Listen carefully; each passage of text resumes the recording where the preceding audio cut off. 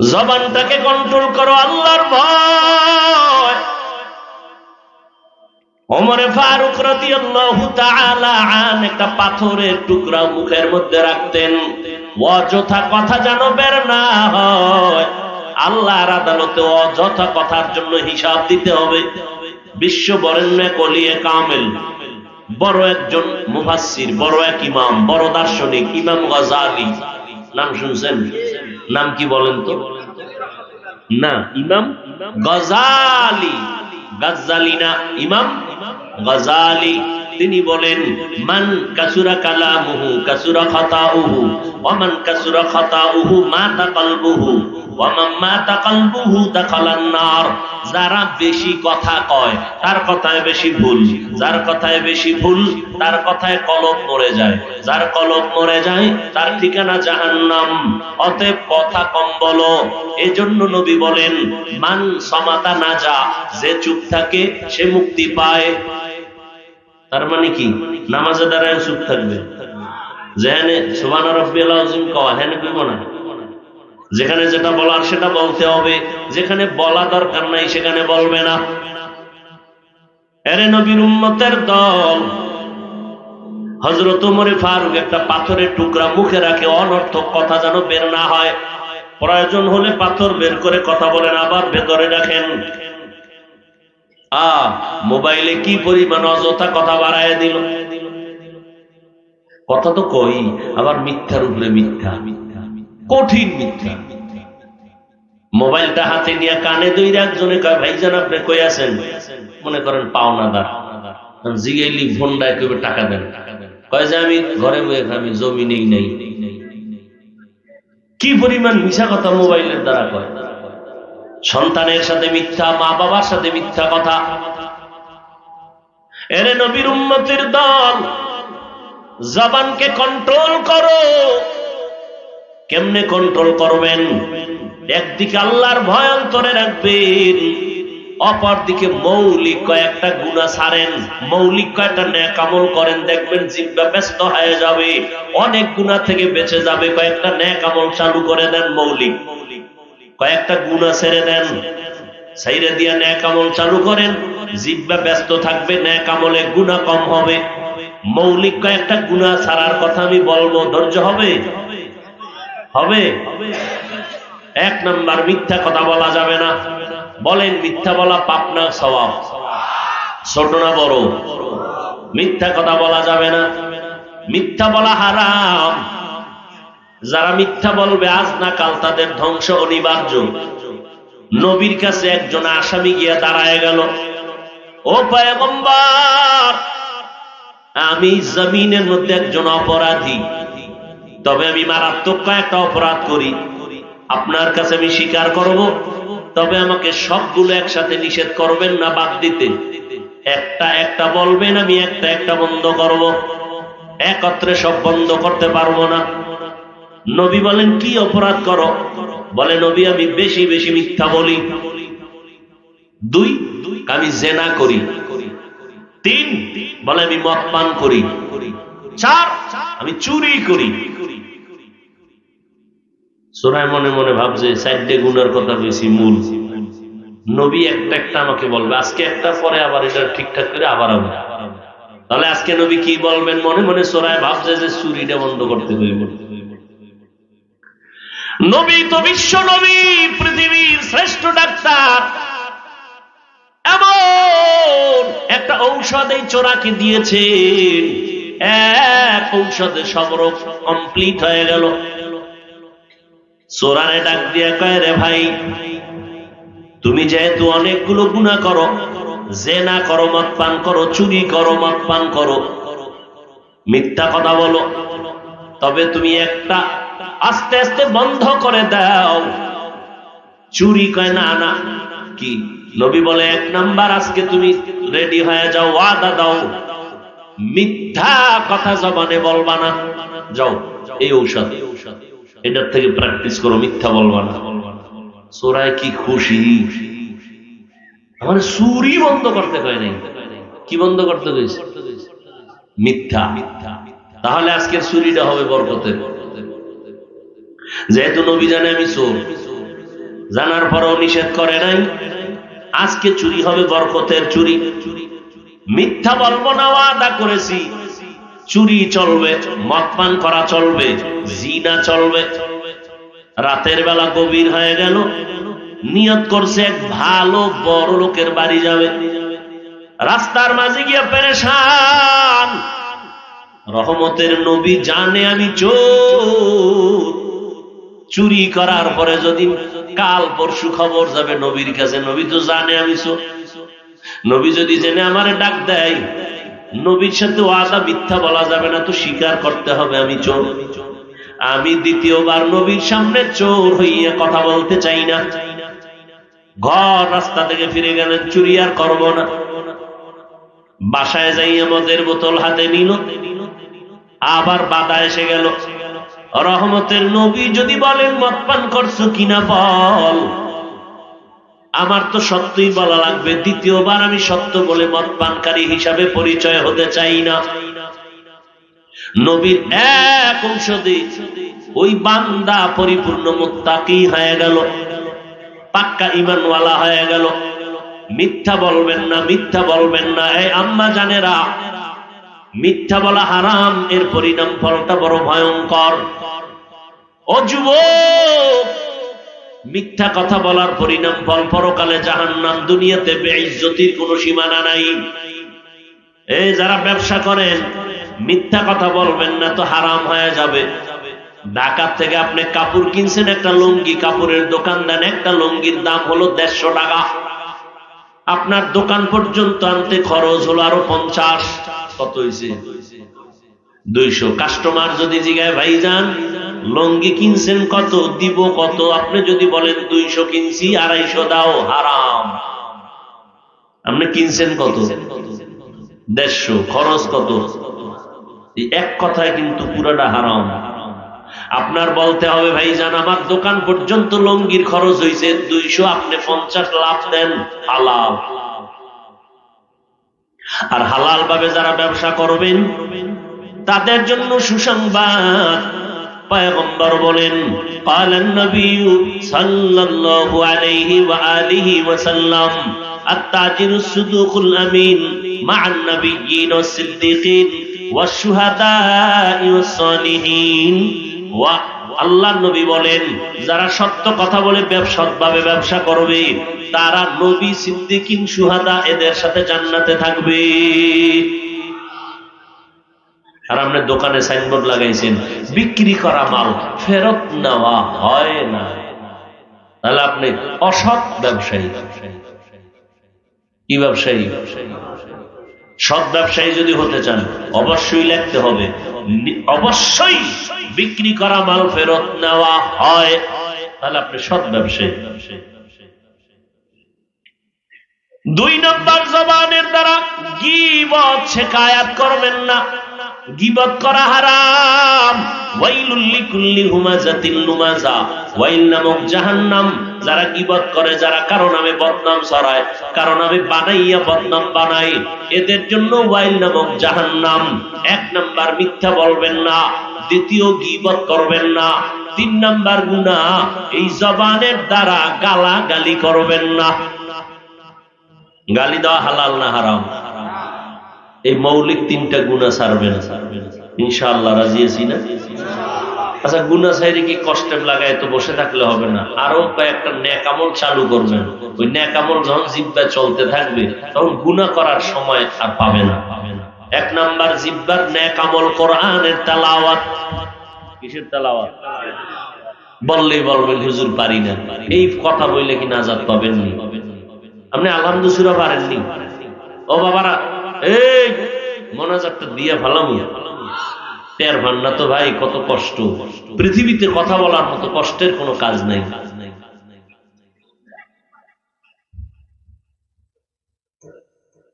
আমি গুছাই নিতেছি, আর 10টা মিনিট সময় দিবেন না মোনাজাত দিয়ে দিবেন? বয়ান কিন্তু বক্তার বাহাদুরিতে হয় না, শ্রোতাদের অন্তরের আকর্ষণে বক্তার বয়ান হয়। এই কথাটা আজীবনের জন্য মনে রাখবেন। বলবেন বক্তার বয়ান মজা লাগে নাই, তোমার অন্তর খারাপ ছিল এজন্য মজা লাগে নাই। বক্তার বাহাদুরিতে, এলেমে বয়ান হয় না, শ্রোতাদের অন্তরের আকর্ষণে বয়ান হয়। কি যাবো আর একটু সামনে যাব? ভাইরা আমার, এক নাম্বার জবানের আমল কোরআনের তেলাওয়াত। পর্দার আড়ালের আম্মাজানদেরকে বলছি কোরআনের তেলাওয়াত করেন, কারণ এই আপনাদের সন্তানদের তো প্রথমে আমি কম কথা বলি নাই, সব কথা যদি বাস্তবায়ন করতে হয় আম্মাজান আপনার ভালো আদর্শ লাগবে, দোয়া লাগবে। কারণ এই জমিনে যত ভালো সন্তান হয়েছে মায়ের অবদানের কারণে হয়েছে। এরে আম্মাজান, আপনারা নবীদের মায়ের মতো মা, সাহাবায়ে কেরামের মায়ের মতো মা, আলিম হাফেজের মায়ের মতো মা, আপনাদের এত মর্যাদা। আপনার আম্মাজান আয়েশা রাদিয়াল্লাহু আনহার মতো নারী, ফাতেমা রাদিয়াল্লাহু আনহার মতো নারী, খাদিজা রাদিয়াল্লাহু আনহার মতো নারী, ইসমাঈল নবীর মা হাজেরা আলাইহাস সালামের মতো নারী, আপনারা ঈসা নবীর মা মারিয়াম আলাইহাস সালামের মতো দামি নারী। আপনারা বেঈমান ফেরাউন, এত বড় বেঈমান, আল্লাহর সাথে চ্যালেঞ্জ দিয়ে নিজের খোদা দাবি করলো। ওই ফেরাউনের ঘরে আল্লাহ গোলাপ ফুল ফুটাইয়া জান্নাতি বানায় দিলেন তার স্ত্রী, নাম কি? আসিয়া। এরে আম্মাজান, যেই ফেরাউন আল্লাহর সাথে চ্যালেঞ্জ দিয়ে নিজের খোদা দাবি করলো, ওই ঘরের স্ত্রী আসিয়া যদি জান্নাতি হতে পারে, আপনি কেন পারবেন না? আপনার স্বামী তো আপনাকে নামাজ পড়তে বাধা দেয় না, বরং অনেক স্বামী আছে নামাজ ঠিক মতো পড়ে না, কিন্তু আঙ্গর সাথে গর্ব করে, হুজুর আমি যদিও নামাজ পড়তে পারি না, আল্লাহর শুকর এমন একটা স্ত্রী পাইছি নামাজ ছাড়ে না, কোরআন তেলাওয়াত করে, আল্লাহর হাজার শুকর। করেন এরকম? এরে আম্মা জানেরা, নামাজ পড়বেন, আপনার গর্ব থেকেই দুনিয়াতে ভালো সন্তান আসবে। এই দুনিয়াতে ডিসি সাহেবের ব্যবহার ভালো, এসপি সাহেবের ব্যবহার ভালো, ওসি সাহেবের ব্যবহার ভালো, চেয়ারম্যান সাহেবের ব্যবহার ভালো, আল্লাহর কসম এগুলো তাদের ব্যক্তিগত বাহাদুরি না, সব হলো মায়ের অবদান। আম্মাজানদের আদর্শের কারণে সন্তানের আচরণ ভালো। এরে আল্লাহর বান্দারা, ও যুবক বাবারা, ও পর্দার আড়ালের আম্মাজানেরা, এই দুনিয়াতে মদিনাতুল মুনাওয়ারা থেকে একজন আল্লাহর ওলি কুতুবুল আলম ভারতে আসছেন কালেমার দাওয়াত দেওয়ার জন্য। নাম আপনারা সবাই জানেন, খাজা মঈনুদ্দিন চিশতি আজমিরি রহমাতুল্লাহি আলাইহি। এত বড় আল্লাহর ওলি, যার হাতে দ্বীনের দাওয়াত পাইয়া ভারতের জমিনে লক্ষ লক্ষ লক্ষ লক্ষ বিধর্মী কালেমা পড়ল। মায়ের সামনে খাজা মঈনুদ্দিন একটু আনন্দ প্রকাশ করে, আম্মাজান ডেকে বলে, বাবা মঈনুদ্দিন এত আনন্দ কেন করো? বলে, মা আমার হাতে লক্ষ লক্ষ বিধর্মী মুসলমান। মা বলে, এটা তোমার বাহাদুরি না, আমি মায়ের অবদান। মায়ের অবদানের কারণে খাজা মঈনুদ্দিন চিশতি আজমিরি বলেন, আম্মাজান আপনার অবদানটা কি জানবো? আম্মাজান ডেকে বলে, রে সন্তান, তুই যখন আমার গর্ভে আসছো, আমি রাতের বেলা ঘুমাইতাম না, আল্লাহর কাছে সিজদায় পড়ে কান্না করতাম। ও দয়ার মালিক, আমার গর্ভের সন্তানটাকে তুমি কুতুবুল আলম বানায় দাও। তুই যখন দুনিয়াতে আসছো, আমি মা তোরে দুগ্ধ পান করাইছি, আল্লাহর কসম আমি মা তোকে যতদিন দুধ পান করাইছি, একটা ফোঁটা দুধ তোর মুখে বিনা অজুতে দেই না। এর সন্তান কুতুবুল আলম হবে না তো সিনেমা হলের মায়ের সন্তান হবে? আম্মাজান বাচ্চা গর্ভে নিয়ে টেলিভিশনে নাচ গান দেখেন, স্বামীর খেদমত করেন না, স্বামীর মাল নষ্ট করতেছেন। এরে আম্মাজান, আপনার মতো কত মা এখনো আছে, খুঁজলে পাবেন। নামাজ ছাড়ে না, তাহাজ্জুদও পড়ে, স্বামীর মাল হেফাজত করে, সন্তানগুলোকে আদর্শ বানানোর চেষ্টা করে। ও আম্মাজান, সন্তানটারে ডাক্তার বানাবেন, দোয়া করে গেলাম, তবে দাবি আমার সন্তানকে কোরআন পড়াইয়া নবীর আদর্শের ডাক্তার বানাইয়েন। আপনি মরিয়া গেল, সন্তান ডাক্তারি করবে, কোরআন পড়বে, দোয়াও করবে আপনার জন্য।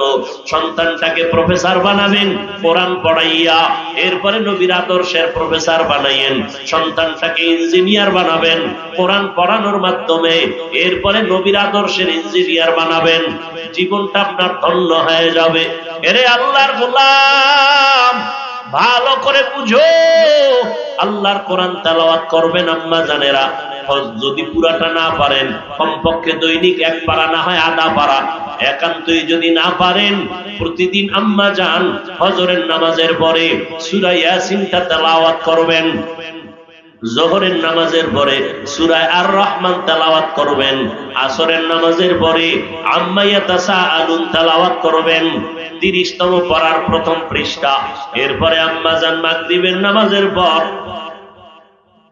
সূরা ওয়াকিয়া তেলাওয়াত করবেন, ইযা ওয়াকাতিল ওয়াকিআ। এশার নামাজের পর 29তম পারার সূরা মুলক তেলাওয়াত করবেন, তাবারাকাল্লাযী বিয়াদিহিল মুলক ওয়া হুয়া আলা কুল্লি শাইইন কাদির। ও আমার কলিজার যুবক বাবারা, একটু সাক্ষী দাও, তোমার মতো যুবক জীবনে মাদ্রাসায় পড়ে নাই, স্কুলে পড়ে, কলেজে পড়ে, কিন্তু 5 বেলার নামাজ পড়ে, বলো আছে না নাই? তুমি কেন পারবা না রে বাবা? তোমার মতো যুবক রাস্তায় গাড়ি চালায়, নামাজ ছাড়ে না, তুমি কেন পারবা না? তোমার মতো যুবক নদীর মধ্যে মাছ ধরে, নামাজ ছাড়ে না। তোমার মতো যুবক র্যাব, আর্মি, পুলিশ, বিডিআরের চাকরি করে, নামাজ বাদ দেয় না, তুমি কেন পারবা না? তোমার মতো যুবক সন্তান কৃষি কাজ করে, নামাজ ছাড়ে না, তুমি কেন পারবা না? ও বাবাজিরা, আপনার মতো কত বুড়া মানুষ হাতে লাঠি নিয়া মসজিদে গিয়া 5 বেলার নামাজ পড়ে, আপনি কেন পারবেন না? এখন থেকে তৈরি হয়ে যান, আল্লাহর কোরআন তেলাওয়াত করবেন। যারা বলেন আমি পারি না, শেখেন, শেখেন, অনেক লাভ আছে। কারণ কোরআনের মতো সহজ ভাষা এই দুনিয়ার আর কোথাও নাই। ইসলাম ধর্মের মতো সহজ ধর্ম জমিনের কোথাও পাবেন না। আল্লাহর কোরআন পড়বেন, আর যদি একান্ত পড়তে পড়তে, চেষ্টা করতে করতে ফাঁকে ফাঁকে ছোট দিয়ে একটা সূরা তো পারেন, আলহামদু সূরাটাও তো পারেন, নাকি পারেন না? পারেন, তাহলে আমলটা করবেন নি? কথা কয় না? বলে দেই, ফজরের নামাজের সুন্নত পইরা ফরজ নামাজ আছে কয় রাকাত? ওই 2 রাকাত নামাজের আগে, কিসের পরে? সুন্নতের পরে। ফরজ 2 রাকাতের আগে 41 বার বিসমিল্লাহ সহ আলহামদু সূরাটা পড়বেন। আগে 11 বার দুরূদ শরীফ, শেষে আবার 11 বার দুরূদ শরীফ। 41 বার সূরা ফাতিহা বিসমিল্লাহ সহ। 41 এর আগে 11 বার দুরূদ, 41 এর পরে 11 বার দুরূদ। ওইরা সামনে একটা পানির গ্লাস নিয়ে পানিতে দম করবেন, ওই পানিটা পান করবেন, ঘরের সবাই পান করবে। আল্লাহ কোরআন এই সূরাটাকে সব মুফাসসিরিনে কেরাম বলেন, নবীও বলেন, এই সূরাটা হলো সমস্ত রোগের ঔষধ বলা হয়। অতএব এই আমলটা করবেন ফরজের সুন্নতের পর, ফরজ 2 রাকাতের আগে। কারো যদি অভ্যাস হয়েই যায়, আমল শুরু করে দিবেন। একবার হঠাৎ করিয়া যদি লাগাতার আমলের হঠাৎ যদি একদিন না পারেন, অর্থাৎ সুন্নতের পরে ফরজের আগে আর পারেন নাই, তাহলে ফরজটা পড়িয়া ওই নামাজের মুসাল্লায় বইয়া আমলটা করে নিবেন। কুল হুয়াল্লাহ সূরা পারেননি? পারেন? প্রতিদিন 50 বার সূরাটা পড়বেন, যে কোনো এক টাইমে নির্জনে, একা একা, আল্লাহর মোহাব্বত নিয়ে। কয়বার? 50।